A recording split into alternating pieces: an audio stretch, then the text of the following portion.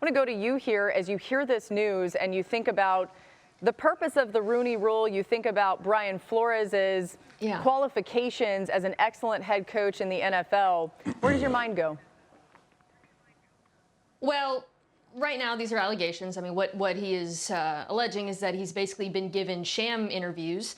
I would say the substance, though, of what he's saying, which is that there's a massive race problem, lack of diversity amongst head coaches, and the NFL isn't fixing it. I can just tell you right now, that's true. It's true. You don't need a lawsuit to tell you that that's true. All you have to do is look at the ranks of head coaches, look at the records of black head coaches who are not given the same opportunities as their peers. And Laura, I've been writing about this for a long time. And I remember when I first started to cover the NFL years ago, back when there were 6 head coaches, at the time, the reason you heard a lot was, or the excuse rather, was that, NFL teams, they want offensive masterminds and they want play callers. And I'm not going to lie to you, I thought that was true. I kind of bought it. But then, as the years went by and the numbers dwindled, you'd see defensive coaches hired, white defensive coaches, guys who had never called plays, guys from college with no experience, guys like Urban Meyer with very spotty personal records in college. And you realize that the excuses just didn't make sense. And I know there's someone at home probably screaming, well, just hire the best man for the job. To which I'd say, well, that would be nice if it's what's happening, but it's not unless you believe all of the best candidates happen to be white. Unless you believe owners are making decisions on the basis of merit and not their own implicit biases and networks. So we'll see how this plays out, but at the very least, it should start a conversation, and we should approach this with some honesty instead of continuing to try to find excuses for what's happened.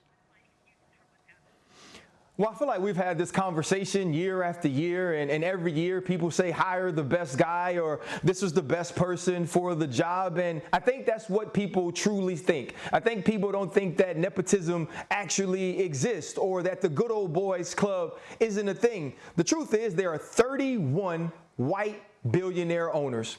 And many times they hire what's familiar to them, to the things that feels comfortable to them, or who their friend thinks he likes, or someone that's recommended to them by another one of those people that can be in the room with them. See, there's not people like me in that room. And as somebody who has sat across from these owners and listened to the way that they talk about players, I know that they don't see players as equal. And in not seeing players as equal, that's that 75+% of the players that look like me, that they don't feel comfortable with, that they aren't familiar with, that they don't know how to communicate with, that they will always see themselves above. But then when they look at a Brian Daboll, or they look at a Nathaniel Hackett, or they look at a Josh McDaniels, they can see themselves. They can see that, you know what, their dad also had to help them out, or their uncle or their friend or someone gave them the leg up. See, a lot of these minority coaches don't have that, and there may be a chip on their shoulder, or there may be a different way that they communicate, or they may understand that they weren't given quality control jobs because their last name was Turner,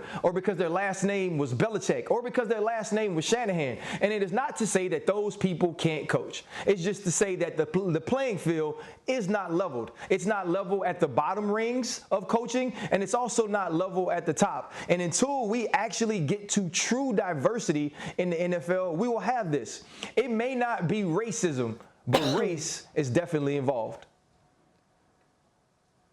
Well, I would just tell everybody, like, spare me the shock. Don't be shocked that this is going on. I've had this conversation with everybody on this panel, and I will never stop saying this. The fact that you have to have a rule to interview minority coaches is a problem. That's the problem. That's the seed and the foundation of it, because it's to save face. It's to create this whole utopia that everybody is equal in the NFL and everybody is getting the equal opportunity. So don't act shocked about Brian Flores filing a lawsuit. Don't act shocked when the details come out. Don't act shocked. We've been talking, like Ryan said, we've been talking about this.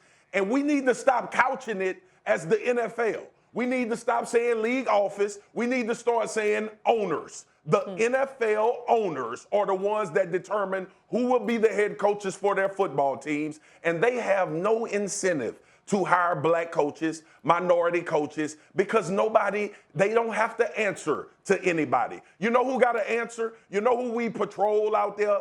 Is Roger Goodell.